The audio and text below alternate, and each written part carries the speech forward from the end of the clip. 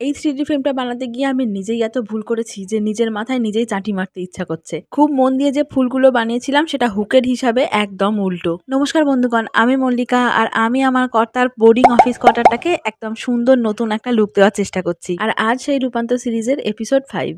প্রথমে আমি base colour হিসাবে সাদা কালার করেছিলাম, কিন্তু তারপরে যে রংটা করেছি সেটা আমার মনে হলো দেওয়ালে বা ফুলগুলোর সাথে খুব একটা ভালো যাবে না। সেই জন্য আবার সাদা বেস কালার করেছি আর তারপরে ফাইনাল বেস কালার হিসাবে অ্যাকোয়া ব্লু প্যাস্টেল কালারটা করেছি। তারপরে একে একে যে ফুল পাতা প্রজাপতিগুলো ছিল সেগুলোকেও একটু রং করে নিলাম আর টুকটাক একটু ডিটেলিং করে নিলাম। তবে এই সব ভুলের চক্করে আমার সময়টা কিন্তু বেশ অনেক দিন লেগে গেল। যাই হোক, ফাইনালি আমার ফ্রেমটা কমপ্লিট হয়ে গেছে। এবারে একটু বার্নিশ করে নেব, এতে গ্লসি এফেক্ট আসবে আর রংগুলোও ভালো থাকবে। এই যে দীর্ঘদিনের প্রচেষ্টার পরে ফাইনালি আমার ফ্রেম কিন্তু একদম রেডি হয়ে গেছে। হলুদ দেওয়ালটার উপরে ফ্রেমটা কেমন লাগছে সেটা একবার দেখে নিলাম। এখন আমি যেহেতু খেটে খুঁটে বানিয়েছি আমার তো খুবই ভালো লাগছে, তবে তোমাদের কেমন লাগছে কমেন্টে কিন্তু জানিও।